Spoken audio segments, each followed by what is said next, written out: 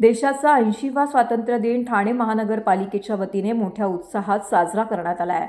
या निमित्ताने महापालिका मुख्यालयाच्या प्रांगणामध्ये राष्ट्रध्वजाचे ध्वजारोहण महापौर शर्मिला पिंपोळकर यांच्या हस्ते महापालिका आयुक्त सौरभ राव यांच्या उपस्थितीमध्ये करण्यात आले। ठाणे महानगरपालिकेचे सुरक्षा दल, अग्निशामक दल आणि TDRF यांच्या जवानांनी राष्ट्रध्वजाला मानवंदना दिली। ध्वजारोहण सोहळ्यास उपमहापौर कृष्णा पाटील, सभागृह नेते हनुमंत जगदाळे, विरोधी पक्षनेते अशरफ शानू पठाण, नौपाडा कोपरी प्रभाग समिती अध्यक्ष मिनल संखे, उतळसर प्रभाग समिती अध्यक्ष नारायण पवार यांसह इतर लोकप्रतिनिधी उपस्थित होते।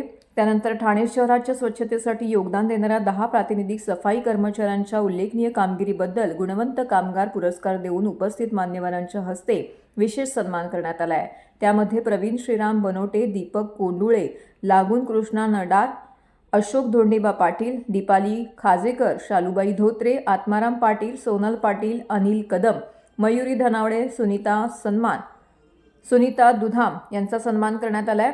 या प्रसंगी उपायुक्त मधुकर बुडके, आरोग्य अधिकारी डॉक्टर राणी शिंदे उपस्थित होत्या। महापौर शर्मिला पिंपोळकर, आयुक्त सौरभ राव यांनी नागरिकांना स्वातंत्र्य दिनाच्या शुभेच्छा दिल्या। ठाणे स्वच्छ ठेवण्यासाठी मेहनत घेणाऱ्या सफाई कर्मचाऱ्यांचा सत्कार करताना बदलत्या ठाण्यातील त्यांच्या कामगिरीचा गौरव करण्याचा उद्देश असल्याचंही आयुक्त राव यांनी नमूद केलं आहे। ध्वजारोहणानंतर महापालिका भवन येथील कैलासवासी नरेंद्र बल्लाळ सभागृहामध्ये राष्ट्रपुरुषांच्या प्रतिमांना तसेच महनीय व्यक्तींच्या शहरात विविध ठिकाणी असलेल्या पुतळ्यांना पुष्पहार अर्पण करून अभिवादन करण्यात आले।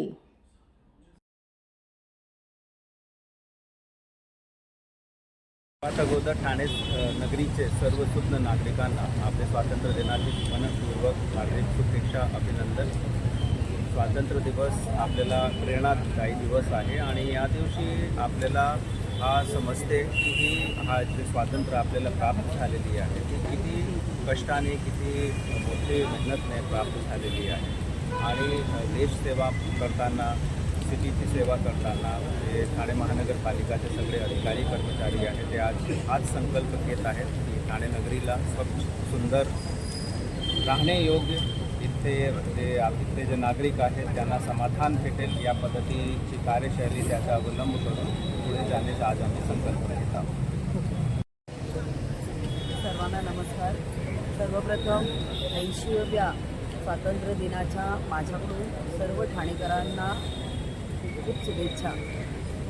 हा स्वातंत्र्य दिन आपल्याला सर्वांना प्रेरणादायी आहे, पण सर्वांनी, मला वाटतं ठाणेकरांनी पूर्ण महाराष्ट्राने हा संकल्प करूया की ज्या स्वातंत्र्यवीरांनी या भारत देशासाठी जे बलिदान दिलं आहे त्याचप्रमाणे आपणही थोडंफार ह्या महाराष्ट्रासाठी देणं देतो आणि त्याचप्रमाणे या देशासाठी जे काही करता येईल ते आपण करूया, असा संकल्प मी आज इथे बोलू इच्छिते।